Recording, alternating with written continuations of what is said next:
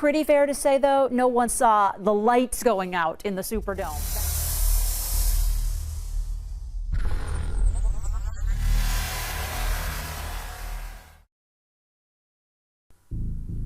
Super Bowl 46 and Super Bowl 47 incorporated dark magic rituals into their halftime shows in order to unlock the Silver Gate. Beyonce incorporated motifs that ritualized and symbolized Gemini and Taurus in order to make a connection with them, a binding and loosing spell, very reminiscent of the teachings of Jesus in Matthew 18:18. It is no secret that when Beyonce performs, she says that she's possessed by Sasha Fierce. Who is Sasha Fierce? What are the chances there would be another Sasha Fierce, author of the Book of Shadows, a book of Wiccan spells, pagan spells, black and white magic spells? The author is a well-known Indian spiritualist healer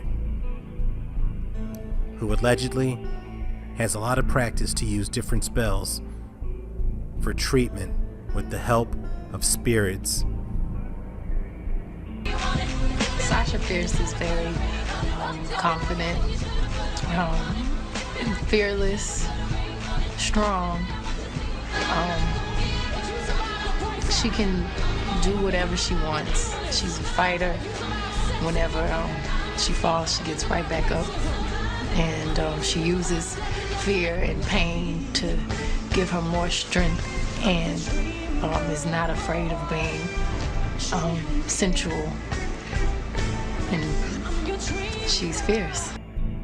The symbol on the Book of Shadows, through the law of sympathetic harmonics, can be used to evoke energies from its counterpoint in the spirit realm. We were conditioned by Hollywood to accept this symbol associated with three powerful witches in the WB series Charmed. Charmed conditioned the masses that witchcraft was good. Pay careful attention to the symbol behind the symbol. It looks like the all-seeing eye. Even Beyonce had that covered on the back of her outfit. And don't forget, on the front of her outfit, she had the image of the Baphomet embroidered. This is why you were advised by the Word not to associate yourself with these symbols. You were bringing a foreign energy around you. For 8 years, Hollywood saturated the minds of the people with this symbol by using this series, Charmed. They desensitized children, teenagers, and adults that witches are good and that magic can be used for good. At the end of the day, you're still relying on spirits. Madonna featured this rune in Super Bowl 46 to evoke the principles of its symbol, the powers from the spirit realm. We will find that this symbol was used to evoke massive amounts of energy. It is said by the pagans this represents 3 stages of the feminine life cycle. What is it called? It's called the triquetra. Its power is evoked by using 3 occultists. The technique is known as the power of 3 will set you free. The power of 3 will set you free. Shakespeare popularized witches in Macbeth. We have witches from Hocus Pocus, the witches of Eastwick, Stygian witches, and the list goes on and on. And now we can include Destiny's Child. This was no accident, and you will see why. Once you understand the symbols, it will all come together. we see how close the Mercedes-Benz symbol is to the triquetra. This was not an accident.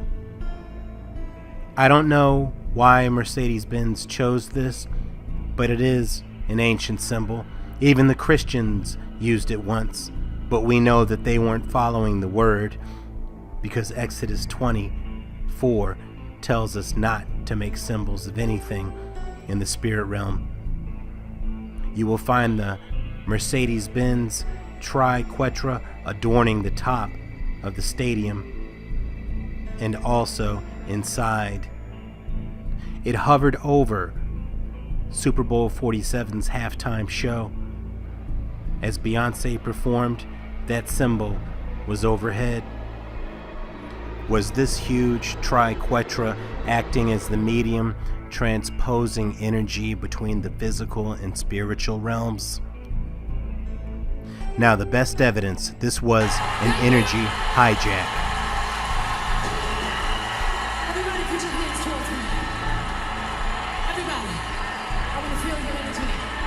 Wave your hands, baby, come on. And just like in church, she asked the crowd to raise their hands so she could steal their energy. But rest assured, the demon she calls Sasha Fierce that possessed her is responsible for this.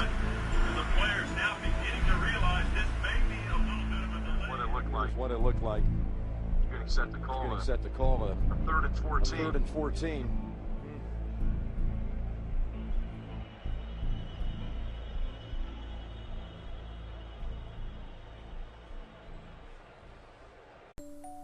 The next day, conflicted stories about the power outage peppered the internet. Some say Beyonce's show was not to blame, while others say her show was to blame. Then the next site says it was a malfunction. Then you'll have an NFL insider that says he heard it was her show. And finally, the New York Daily News says there's no link. But that's not true.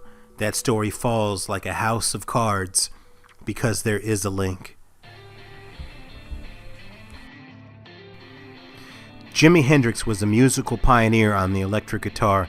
With his blazing riffs and acid-driven chord progressions, he became a living icon of the 60s before his untimely death in 1970. Apart from his sublime skills on the guitar and making it sing, Hendrix is probably best known for smashing and setting fire to many of them. However, Jimi Hendrix was a man wrestling with many demons, literally. He publicly admitted to studying witchcraft and becoming a scientist of the occult, if you will. It was also said that he was in direct communication with beings in the realm of spirit.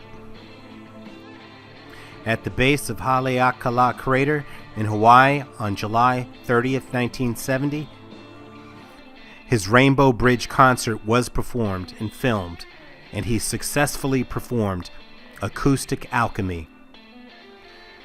It is here he performed a musical ritual under the Silver Gate,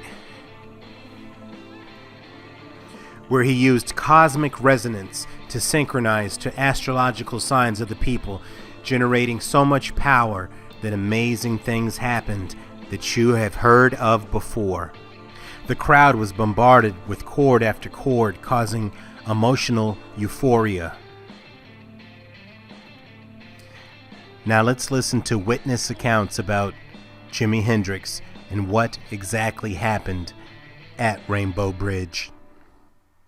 He really couldn't tell the difference between fact and fantasy a lot of the time. He got heavily into science fiction and cult stuff and all kinds of things because he was looking for something. He was searching. You have to remember he was only 25, 24 anyway. So like a lot of young people at that time, particularly in that period in the 60s, they were all kind of trying out the Maharishi and the love and cult situations that were around, and there was an interest in Aleister Crowley and black magic and all kinds of stuff. And Jimmy kind of like dabbled in all those areas.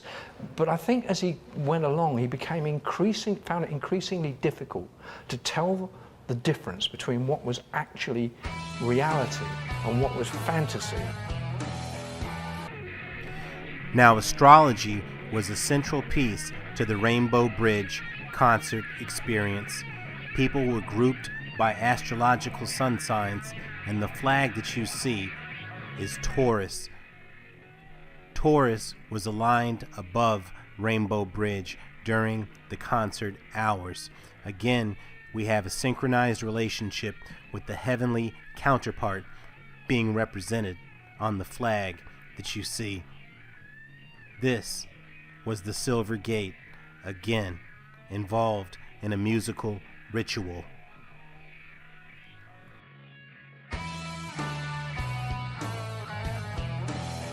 Amazing about him is that he was fearless. He was totally fearless, and he did not get in the way of his music. So many musicians get in the way of their music. When they're playing, they all of a sudden say, oh, it's me, I'm playing and I'm really good, and it ends. Jimmy was soon to feature in his first movie, Rainbow Bridge, directed by Andy Warhol acolyte Chuck Wine. When we did the concert for Rainbow Bridge on the side of Haleakala Crater, we had everybody sitting according to their signs because Jimmy wanted to dip into pockets of energy. That was his idea. Our concert that we held in Maui was a color vibratory sound experiment. We actually had people sit in their sun signs, and then he wrote a bar of color for each sun sign. If you were a Scorpio, which I am, you got 2 bars of red, and the person next to you got their 2 bars of blue and 2 bars of purple and 2 bars of yellow. And then he did it again, and you got your 2 bars, 2 bars, 2 bars, and then he took all the notes and he just sprung them around 3 times.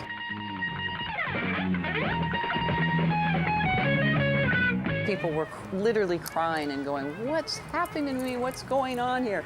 And in town in Lahaina, they said that the electricity went off, and people said saucers went by. I mean, while he's on stage in Maui, he sees a UFO. He's pointing up at it. We had even Hollywood Union IA sound men who were seeing UFOs. It was wild. The concert was just a wild, incredible happening.